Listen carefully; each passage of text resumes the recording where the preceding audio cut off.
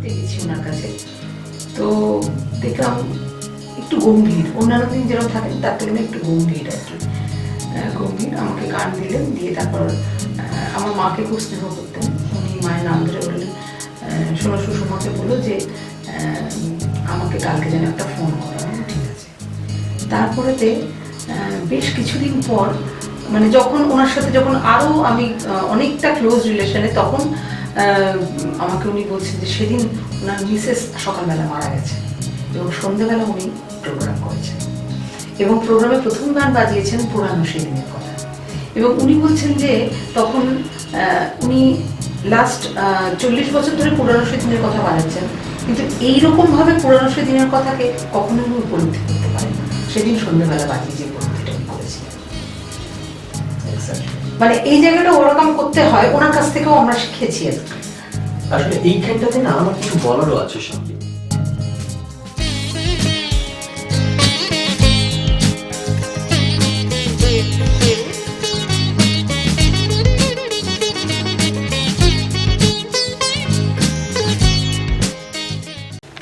এই জায়গাগুলোর একটা শিক্ষা হওয়া দরকার। খুব অনেস্টলি স্পিকিং, ধরো আমাদের যে সোসাইটি, এই সোসাইটি আমাদের পারপাসফুলি কিনা বলতে পারবো না, সেটা যারা সমাজ বিজ্ঞানী তারা বলতে পারবে। কিন্তু যেভাবে সমাজ চলে, যেভাবে জীবন চলে, বিশেষ করে আজকের জীবন আরো বেশি করে, সেখানে তুমি চারদিকে তাকালে তুমি দেখবে যে চতুর্দিকে হ্যাপিনেস, যেন দ্যাট ইজ দ্য অনলি কি ওয়ার্ড। ইনফ্যাক্ট তুমি শুনলে অবাক হবে, আমাদের অনেকে এসে, বিশেষ করে বয়ঃসন্ধি হচ্ছে যারা কলেজে পড়ছে, এরকম ছেলে মেয়ে এসে আমাকে অনেকে বলে এটা, ডক্টর আঙ্কেল হ্যাপি থাকতে পারছি, কিন্তু সেটা হচ্ছে জীবনের কাঙ্ক্ষিত লক্ষ্য, একমাত্র লক্ষ্য। এবারে মুশকিলটা হচ্ছে যে আমরা ছোটবেলা থেকে কিন্তু কখনো শিখছি না যে খুব ছোটবেলায় যে জামাটা আমার খুব পছন্দের ছিল সেটা আস্তে আস্তে আমার গায়ে আটবে না, যে খেলনাটা আমার খুব প্রিয় ছিল সেটা একসময় ভাঙবে, যে ছোট্ট বাইসাইকেলটাতে আমি চালানো শুরু করেছিলাম, শিখতে শুরু করেছিলাম, সেটা আস্তে আস্তে কিন্তু আর আমাকে নিতে পারবে না। কাজে সবকিছু কিন্তু আমাকে একটা সময়, এবং এই যে ছোটবেলায় দেখবে মনে পড়লে হয়তো সবারই এরকম ধরনের অভিজ্ঞতা। আমি বহু আগে একটা লেখাতে লিখেছিলাম যে সুনীল গাঙ্গুলির কবিতাটার মতো, কেউ কথা রাখে না, সেরকম আর কি, যে প্রতিশ্রুতি আমাদের কিন্তু প্রচুরবার জীবনে ভঙ্গ হয়। কারণ আমার খুব মনে আছে ছোটবেলায় যখন আমরা বড় হচ্ছি, সেই সময় সবাই মিলে যখন খেলাধুলো করতাম, সেই সময় কত প্রমিস, এই বন্ধুত্ব অটুট, আমাদের আর কোনোদিন এই বিচ্ছেদ হবে না, ঠিক তো? কিন্তু দেখো তারপরে তো বিচ্ছেদ হয়েছে, পড়াই হয় ভাঙার জন্য, হয়তো তাই। তো হয়তো এই যে জায়গাটা, যে আমাদের এই যে বিচ্ছেদ আসবে কোনো না কোনো ভালো লাগার জায়গা থেকে, তো এই জায়গাটা কিন্তু আমরা ছোটবেলা থেকে বাচ্চাদের শেখাই। এটা একটা খুব গুরুত্বপূর্ণ জিনিস, যে কারণে কোনো কারণে যখন প্রথম তার হয়তো একটা হার্ট ব্রেক হলো, তখন সে বুঝতে পারলো যে তার আগে পর্যন্ত তার কোনো ধারণাই ছিল না এই শব্দটাই অলিক, যেখানে কষ্টগুলো কিনে কোনো জিনিস হতে পারে। যা চেয়েছে তা পেয়েছে, যা খেতে চেয়েছে তা পেয়েছে, যা আবদার করেছে সেটা জুটে গেছে, তাই তো? অনেক মধ্যবিত্ত বাড়ি, যারা সম্পন্ন মানুষ তাদের কথা ছেড়ে দাও, অনেক মধ্যবিত্ত বাড়ির, অনেক নিম্ন মধ্যবিত্ত বাড়িরও, বা যাদের হয়তো বিত্ত সেরকম নেই কিন্তু তাদের বাবা মারা সন্তানের মুখ চেয়ে কিন্তু এই জায়গাটাকে করার চেষ্টা করে, এবং এইটা করতে গিয়ে যেটা হয় সেটা হচ্ছে যে আরেকটা যে দিক আছে, যে আমার এই যে সুখের পাশাপাশি বিচ্ছেদ আসে, এই জায়গাটা কিন্তু কখনো শেখানো হচ্ছে না, তাদের বুঝতেই দেওয়া হচ্ছে। তার ফলে যখন প্রথম একটা হয়তো সে আঘাত পাওয়া শুরু করলো, তখন সেটা নিতে পারে না। প্রচুর তুমি দেখো, আজকে কাগজ খুললে দেখতে পাবে, তুমি টিভি খুললে দেখতে পাবে, তুমি এমনি ডিজিটাল নিউজ গুলোতে তুমি দেখতে পাবে, সোশ্যাল মিডিয়া গুলোতে দেখতে পাবে, যে কত ধরনের এই বয়ঃসন্ধির বয়সে কত রকমের আত্মহত্যার প্রবণতা কত ভাবে বেড়ে গেছে। এটা কি মারাত্মক রকমের একটা প্রবণতা। তার একটা বড় কারণ হচ্ছে আমি এই যে বিচ্ছেদ নেওয়াটাই তো শিখছি না। আমি কোনোদিন রিফিউজড হইনি ছোটবেলা থেকে, কিন্তু এইটা যে আসছে জীবনের আরেকটা জিনিস, যে কারণে আমরা সবসময় বলি খুব ছোটবেলা থেকে, যেমন আমাদের বর্ণ পরিচয়ের সহজ পাঠ হচ্ছে, সেরকম আবেগের সহজ পাঠ হওয়া দরকার। সেটা আমি হাড়ে হাড়ে টের পাই, দরকার ভীষণ। ব্যক্তিগত এতে না গেলেও কিন্তু এটা কিন্তু খুব পরিষ্কার যে আমাদের সবার জীবনের এটা খুব সত্যি, যে আমরা যারা ওই আবেগগুলোকে শিখিনি, জানি না, চিনিনি আগে, হঠাৎ করে তার মুখোমুখি হয়ে গিয়ে যেন নিজেকে দিশাহারা মনে হয়, কোথায় যায়। একটা জিনিস মাথায় রাখতে হবে, এটা যে এই সবগুলো নিয়েই কিন্তু জীবন, আমাদের এই পুরো জীবনটা একটা প্যাকেজ, এবং এই প্যাকেজটার মধ্যে সুখ, দুঃখ, আনন্দ, বিচ্ছেদ, প্রতিশ্রুতি ভঙ্গ, কিছু কিছু ক্ষেত্রে হিংসা আমাদের স্পর্শ করে যাবে, রাগ, কখনো কখনো ঈর্ষা, এই সবগুলো নিয়েই জীবন। এবারে যেগুলো যেগুলো আমাদের মধ্যে এই যে নেগেটিভ ইমোশনস গুলো রয়েছে, সেগুলোকে অতিক্রম যত ভালোভাবে আমি করতে পারবো, এগুলো ছুঁয়ে যাবে না তা কিন্তু কখনো হয় না, এগুলো আসবেই, কেন আমরা তো এটারই প্যাকেজ। কিন্তু এইগুলো যদি আমি মেনে নিয়ে ওইটার জগতের মধ্যে থাকি, তাহলে কিন্তু অবধারিত ভাবে আমি কোনো না কোনো দিন হয় মানুষের অবসাদের শিকার হব, বা কখনো কখনো মানসিক বিশৃঙ্খলার শিকার হব, যেগুলো অনেক সময় সাইকোসিসের পর্যায়ে। মানে আজকালকার দিনে একটা বাচ্চাদের মুখে বা যে কোনো ওই টিনেজার যারা, তাদের একটা অদ্ভুত কথা, খুব ডিপ্রেসড লাগছে। মানে মানে হোয়াট ইজ ডিপ্রেশন তারা কিন্তু জানেই না। একদম একদম। তুমি আজকেই, আমি তোমাকে কি বলি, যে রোববার আমি চেম্বার করি না, দেখি না, পারপাসফুলি, অনেস্টলি, খুব মানে আমার কাছে বাচ্চা কতগুলো আছে মাদার হাউসে, মাদার টেরেসার ওখানে যাই, ওদের সংসার সংখ্যাটা দুটো সেন্টার। তো সেই জন্য জেনারেলি আমি রোববার দিনে অনুরোধ উপরোধ এগুলোকে ফিরিয়ে দিই। কিন্তু কিছু কিছু সময় থাকে যখন ডাক্তার বন্ধুদের কারো কোনো উপরোধ আসে বা অনুরোধ আসে, সেটা প্রেরণা দেয় না। তো সেরকমই আজ সকালবেলা একজন হয়েছিল।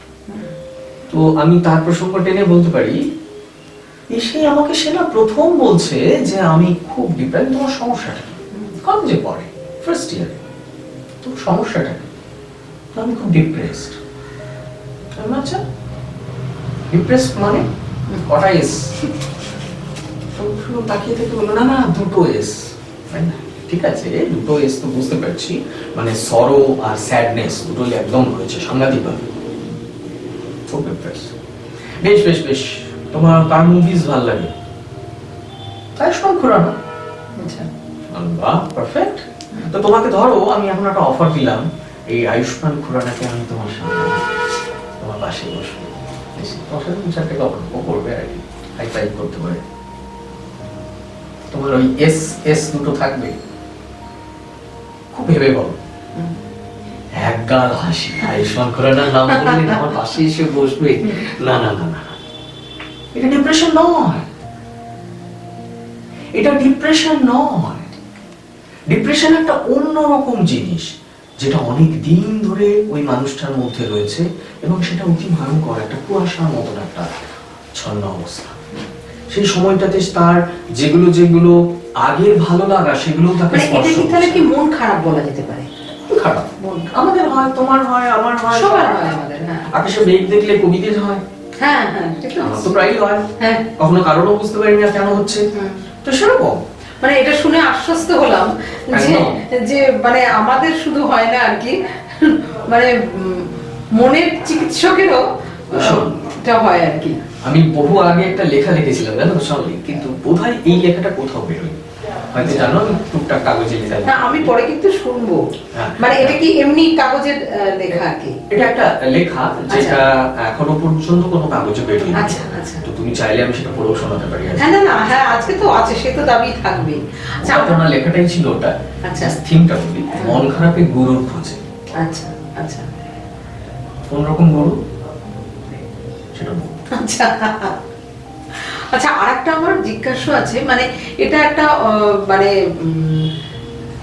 আমরা এখন হয়তো একটু বুঝতে শিখেছি, কিন্তু বেশিরভাগ মানুষের ক্ষেত্রে দেখেছি কারণ অনেক ছাত্রছাত্রী নিয়ে যখন কাজ করতে হয় তাদের গার্জেনদের মধ্যে এবং একটু সিনিয়র স্টুডেন্টদের মধ্যে দেখেছি যে এই সাইকিয়াট্রিস্ট আর সাইকোলজিস্ট, এবার আমি না সাইকোলজিস্ট দেখিয়ে নাম, সাইকিয়াট্রিস্ট দেখিয়েছো না সাইকোলজিস্ট দেখিয়েছো, তো এই যে সাইকিয়াট্রিস্ট আর সাইকোলজিস্ট এই যে তাদের যে কনফিউশন হয় আর কি, তো এটার থেকে এটা আপনার কাছে একটুখানি ক্লিয়ার ভাবে আমি জানতে চাইছি আর কি। ঘটনাটা মন নিয়ে, মনের অতল পাওয়া তো খুব মুশকিল, আমরা তো জানি সেটা। মন চলো নিজের নিকটতমে, খুব মুশকিল সে যে কোথায় যাচ্ছে। এবারে মুশকিল হয় কি যে আমরা বেশ কিছু কিছু ক্ষেত্রে মনের এই যে সমস্যার জায়গাগুলোকে খুব নির্দিষ্ট করে মস্তিষ্কের কোন জায়গাটা থেকে সমস্যাগুলো উদ্ভূত হচ্ছে বা কোন কোন জায়গাগুলো থেকে, এবং সেটাকে একদম মলিকুলার লেভেলে কোন কোন স্নায়ু যৌগের সমস্যা হচ্ছে সেটা পর্যন্ত আইডেন্টিফাই করতে পারছি আমাদের বিজ্ঞানীরা, এবং যার ফলে ওষুধ এসেছে। ঠিক, কিন্তু যেমন ধরো মানসিক অবসাদ, যেমন ধরো উদ্বেগ রোগ, আমরা কমনলি বলি অ্যাংজাইটি ডিসঅর্ডার, অনেকের ডায়াগনোসিসের পাশে লেখা থাকবে জিএডি, জেনারেলাইজড অ্যাংজাইটি ডিসঅর্ডার, বা এমডিডি, মেজর ডিপ্রেসিভ ডিসঅর্ডার, মানে সত্যিকারের একটা মানসিক অবসাদ তার চলছে। তো এই জায়গাগুলো যখন আমরা কোনো একটা ডায়াগনস্টিক ফর্মুলেশন করে একটা ডায়াগনোসিস দিই, তখন সেটা দাঁড়ায় একটা ক্লিনিক্যাল সমস্যা, তাই তো, যেটা চিকিৎসা।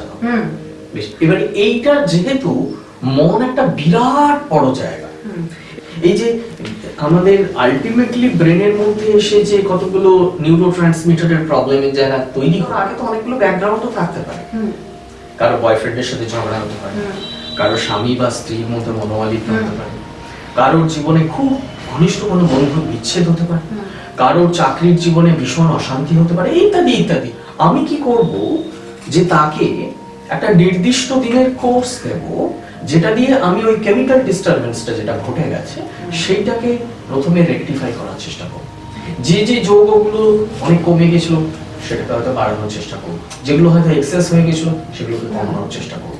ঠিক, কিন্তু তাতে কি তার হলিস্টিক ইমপ্রুভমেন্ট আমরা আশা করতে পারি? সর্বাঙ্গীন উন্নতি পারি না।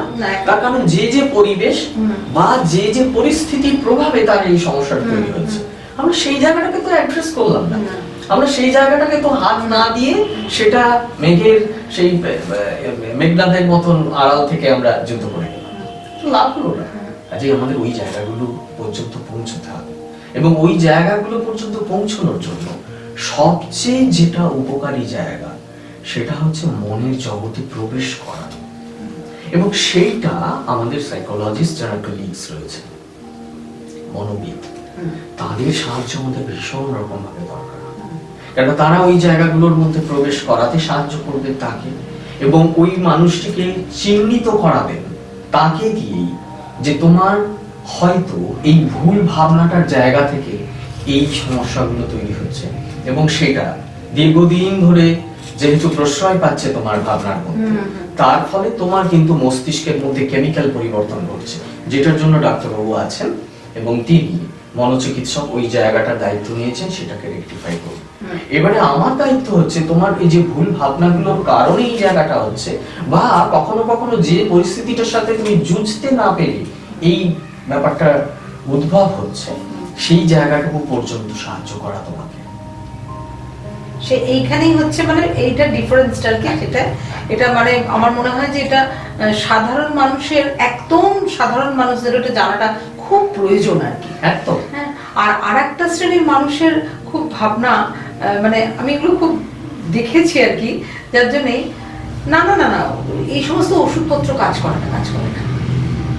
তো এই যে ভাবনা এখান থেকে না বেরোলে তো আমার মনে হয় যে সব থেকে বেশি এফেক্টেড হয় যা মানে যে সমস্ত মা বাবারা ভাবেন যে ওষুধ কাজ করবে না, কিন্তু ছেলে মেয়েদের কিন্তু প্রবলেমটা মানে আমরা পর্যন্ত বুঝতে পারছি, আমাদের তো মানে সাধারণ মানুষের চোখ থেকে আমরা বুঝতে পারছি যে এই চিকিৎসার দরকার আর কি বাচ্চার আর কি।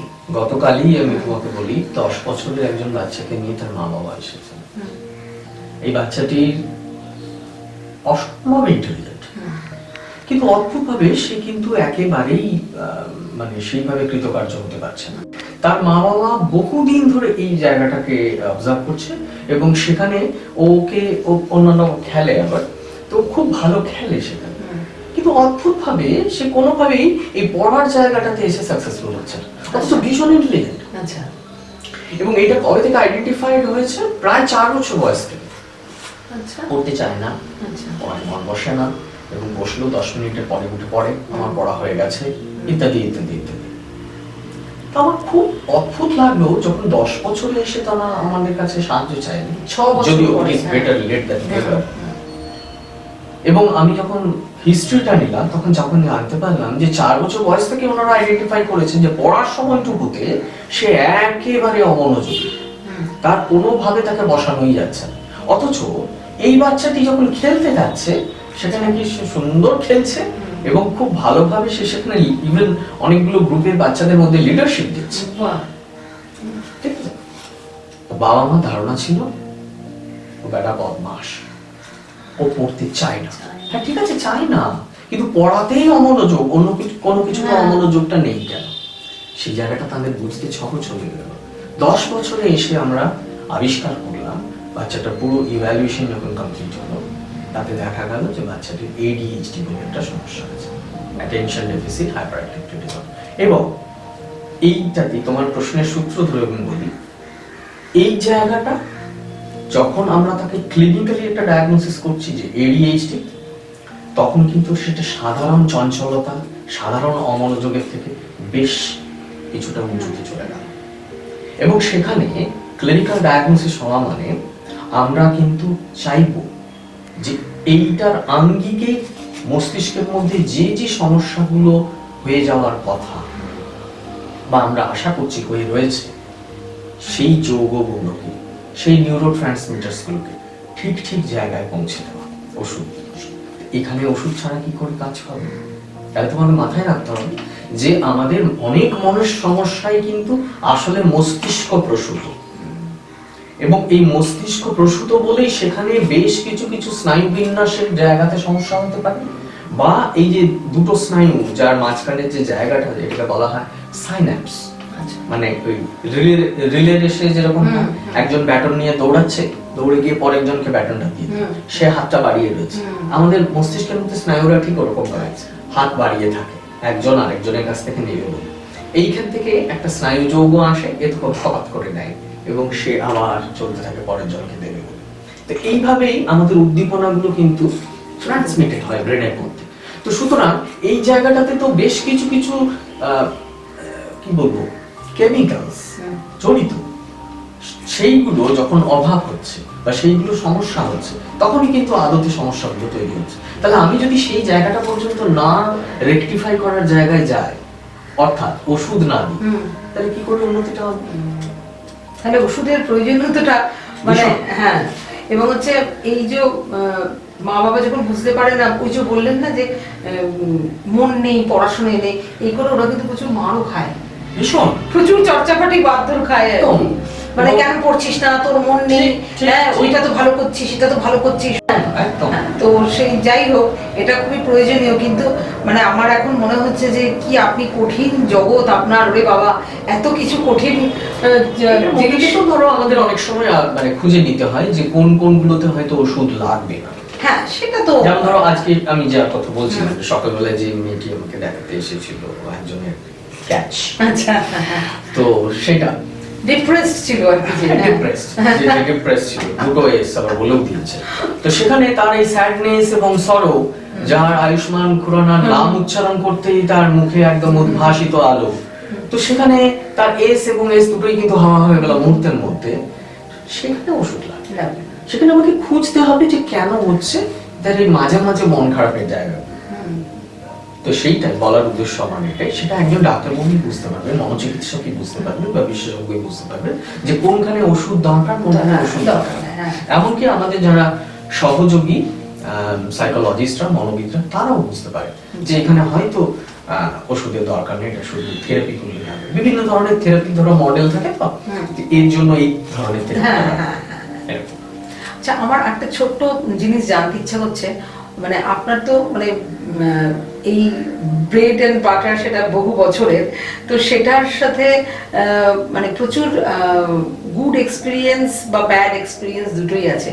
তো একটু একটু কি আমরা জানতে পারি? ব্যাড এক্সপেরিয়েন্স হচ্ছে ভয়ের কিছু কিছু। আচ্ছা। যেমন ধরো খুব রাগী এবং ভয়ঙ্কর ভাঙচুর করছে বাড়িতে, আচ্ছা আচ্ছা আচ্ছা আচ্ছা আচ্ছা। এই ধরনের কাউকে যখন নিয়ে আসা হয় যে যাকে কন্ট্রোলই করা যাচ্ছে না, যে কোনো কিছু মানতেই চাইছে না, যে নিজেকে মনে করছে যে আমি সুপার হিরো, আমি ডন, আমার কথা সবাইকে শুনে চলতে হবে, এবং যেখানে যেখানে সে দেখছে যে তার কথা শোনা হচ্ছে না, ধরে পেটাও। সে মা বাবা কাউকে সে বাদ দিচ্ছে না, প্রয়োজনে বাড়িতে কাজের যারা আসছেন তাদেরকে পর্যন্ত আঘাত করছেন, এবং এমনকি তার অন্য কোনো বন্ধু এসেছে দেখা করতে তাকে শান্ত করতে, তাকেও কিন্তু ঘুষি মারছে। তো এইগুলো জায়গাটাতে যখন যাচ্ছে তখন বুঝতে হবে যে সেটা কিন্তু খুব ভয়ঙ্কর একটা পরিস্থিতি, এবং সেই সময় কিন্তু সে ঠিক প্রকৃতিস্থ নয়, এবং এই সময় সে কিন্তু আঘাত করতে পারে। তো এটা একটা ভয়ের জায়গা, ভীষণ ভয়ের জায়গা। সেই সময় প্রথম যেটা আমাদের করতে হয় সেটা হচ্ছে যে ওই তোমার টেবিলের উপরে আগে দেখে নি যে কোনো পেপার প্লেট আছে কিনা।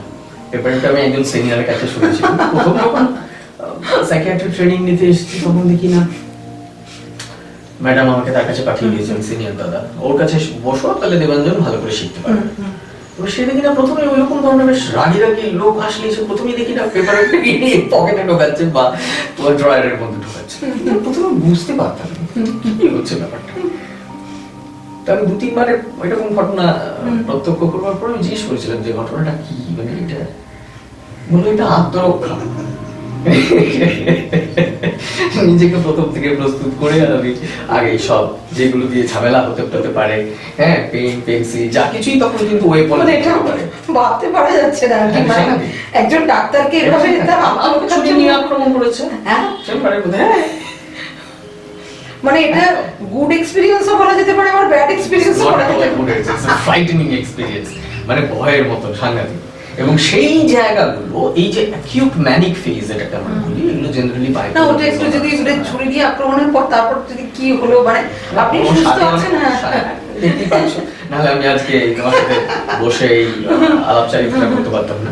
তো আমাদের লোকজন ছিলেন, কিন্তু ওই ঘটনাটার ক্ষেত্রে ওর সঙ্গে অনেকে এসেছিল। তিনিও তাহলে নিশ্চয়ই খুব খারাপ থাকেন যিনি এই আচরণটা করছেন। হ্যাঁ, তিনি খুবই খারাপ থাকেন। কিন্তু যেটা বলা সেটা হচ্ছে যে একটা না সাধারণ লোকের মনে এরকম একটা ধারণা তৈরি হয়ে গেছে যে এইগুলোই হচ্ছে তথাকথিত পাগলা, যেটা বা এইগুলোই হচ্ছে অপ্রকৃতিস্থ অবস্থা, যেটার জন্য মনোচিকিৎসকের দরকার আছে। সেটা সম্পূর্ণ কিন্তু ভুল ধারণা। এটা আমরা যতজনকে দেখি রাস্তায়, তুমি দেখবে বহুজনকে যারা নিজেদের মনে বিড়বিড় করছে, যাদের পোশাক আশাকের কোনো ঠিক নেই, বা কোনো একটা ঝাঁটা নিয়ে হঠাৎ করে কাউকে থেকে ফেলে যাচ্ছে, পোশাকের ঠিক নেই, চুল আলু দীর্ঘদিন স্নান করে না, কনস্ট্যান্ট হয়তো বিড়ি খেয়ে যাচ্ছে, এরকম আমরা দেখি তো রাস্তায়। এই হচ্ছে স্কিজোফ্রেনিয়া। তো এই ধরনের কিছু যেটা খুবই সীমিত সংখ্যক, সেইটা দিয়ে কিন্তু শুধু মনোচিকিৎসার জগৎকে ব্যাখ্যা করা যায় না। মুশকিলটা হচ্ছে সাধারণ মানুষের মধ্যে অনেকটা এই ধারণাই হয়ে রয়েছে যে এই ধরনের গ্রুপের পেশেন্টসরাই বোধহয় শুধু আমরা দেখি। তা কিন্তু নয়।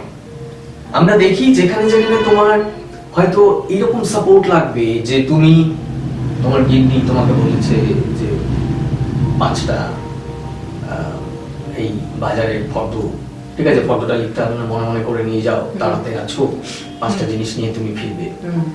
দিনের পর দিন তাতে একই জিনিস হচ্ছে, 2টো আউট মাথা থেকে, 3টে জিনিস নিয়ে ফিরছে। দেখবেন লাতি চাটা আছে, সরি এটা এখন পুরুষরাও লাতি চাটা দেয়, সব কোনো জেন্ডার নিউট্রাল হিসেবে কথাটা বলছি। সো এই যে ওয়ার্কিং মেমোরি, এই জায়গাটাতে প্রবলেম হচ্ছে। আমরা এখানে হেল্প করতে পারি।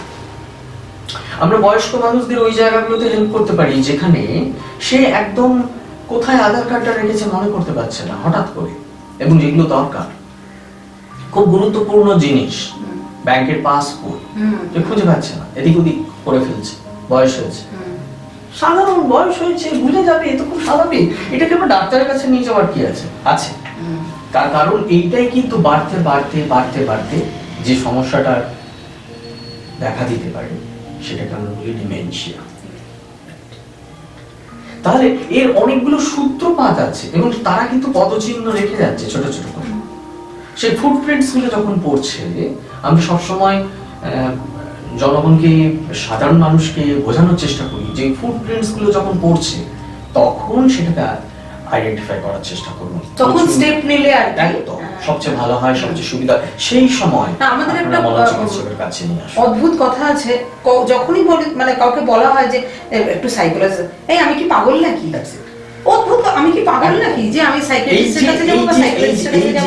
এই যে স্টিগমার জায়গাটা তৈরি হয়ে রয়েছে, এটা যতক্ষণ পর্যন্ত না সবাই এটা বোঝার জায়গাতে যাবেন যে এই সমস্যাগুলোর মূলে রয়েছে একটা অসম্ভব ক্ষমতা সম্পন্ন অথচ ভীষণ রকম ভাবে আনপ্রেডিক্টেবল ব্রেন। তো সুতরাং এই জায়গাটাকে যখন আমরা জানতে পারবো যে আমরা একটা অর্গানের পেছনে ছুটছি, একটা যন্ত্র, যেখানে পেচ্ছাপ হলুদ হলে আমাকে লিভারের কথা ভাবতে হবে, সেখানে মনের সমস্যা বা এই ধরনের যে সমস্যাগুলো হচ্ছে, বা আমার ধরো কোনো কিছু বুঝতে পারার ক্ষমতা, বা আমার কিছু ডিসিশন নেওয়ার ক্ষমতা, বা আমার কোনো প্ল্যান করবার ক্ষমতা, বা ধরো কোনো একটা এমন একটা আত্মীয় স্বজনদের গ্যাদারিং হচ্ছে যেখানে আমি জানি যে ওই ভদ্রলোক, ওই আত্মীয় ভীষণ রকম বাজি, একদম হাড় বজ্জা, আমি বলাই উচিত মুখের সামনে, কিন্তু আমরা করি না। আমরা সোশ্যাল অ্যানিম্যাল, আমরা একটা মুখোশ পরে তাদের সঙ্গে বসি, কথা বলি, তাই তো? কিন্তু সেখানে যার সমস্যা হচ্ছে, যে আবেগটাকে নিয়ন্ত্রণ করতে পারলো না, দাস বেরিয়ে গেল, তাকে যা নয় তাই বলি, হয়তো সেটা উচিতই বলেছেন, কিন্তু বলা তো আমাদের এই যে আবেগ নিয়ন্ত্রণ, এটা খুব জরুরি হয়। তো এই জায়গাটার জন্য যদি কেউ আমাদের কাছে আসে যে আমি আবেগ নিয়ন্ত্রণ করতে পারছি না, যখন বন্ধুরা মদের গ্লাস হাতে তুলে নিচ্ছে, তখন আমি জানি যে আমার খাওয়া উচিত নয়, তবুও হাত নিষ্পিস করছে, আমার চলে যাচ্ছে, আবেগটা নিয়ন্ত্রণ করাটা খুব জরুরি, অথচ আমরা পারছি না, তাহলে সেখানেও আমরা সাহায্য করতে পারি। তো কাজে এটা যখনই আমরা ভাববো যে শুধুমাত্র ওই মারাত্মক উত্তেজিত লোকটা বা রাস্তায় যিনি ওই যে অসংলগ্ন কথা বলছেন তিনি শুধু এই মনোচিকিৎসকেরা দেখবার জন্য এন্টাইটেলড, আমরা শুধু তাদেরই দেখি, তাহলে কোথাও গিয়ে বোধহয় আমাদের একটু আন্ডারএস্টিমেট